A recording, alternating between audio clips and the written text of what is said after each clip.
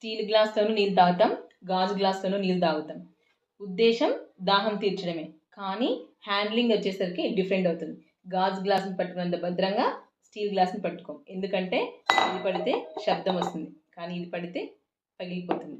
So marriage యొక్క ఉద్దేశం happiness, security, companionship అయినా సో పార్ట్నర్ని మీరు ఎలా డీల్ చేస్తున్నారు అన్న దానిపైనే ఈ 3 ఎమోషనల్ నీడ్స్ ఫుల్ఫిల్ అయ్యాయా లేదా అన్న తెలుస్తుంది మనకి.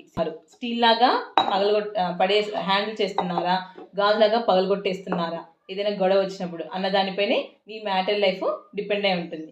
ఫర్ ఎగ్జాంపుల్, ఒక వైఫ్ అలసిపోయి పడుకుంది అనుకోండి, ఎప్పుడు పడుకునే ఉంటావా, ఎప్పుడు నీకు రోగాలేనా అని అనడం స్టీల్ గ్లాస్ని హ్యాండిల్ చేయడం లాంటిది. అదే ఏంటి అలసిపోయావా, సో ఏమైంది, ఒంట్లో బాగలేదా అని అడగడం మనం వాళ్ళ హార్ట్ని టచ్ చేయడం లాంటిది, వాళ్ళ ఎమోషన్స్ని సెక్యూర్ చేయడం లాంటిది. సో హస్బెండ్ కూడా అంతే, అలసిపోయి ఇంటికి వచ్చినప్పుడు లేదా ఏదైనా బిజినెస్లో లాస్ వచ్చినప్పుడు, జాబ్ పోయినప్పుడు మీ బిహేవియర్ ఎలా ఉంటుంది, ఇది కూడా ఎత్తిపోయిందా, ఎప్పుడు ఏదో ఒకటి చేసుకుంటూనే ఉంటావా అని వైఫ్ అందనుకోండి, మీరు స్టీల్ గ్లాస్ లాగా వాళ్ళని హ్యాండిల్ చేస్తున్నట్టు.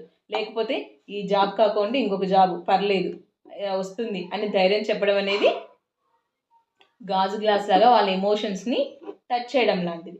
సో మీరు ఏ టైప్ ఆఫ్ హ్యాండ్లింగ్ చేస్తున్నారో చెక్ చేసుకోండి. So follow and subscribe, like and share. Thank you.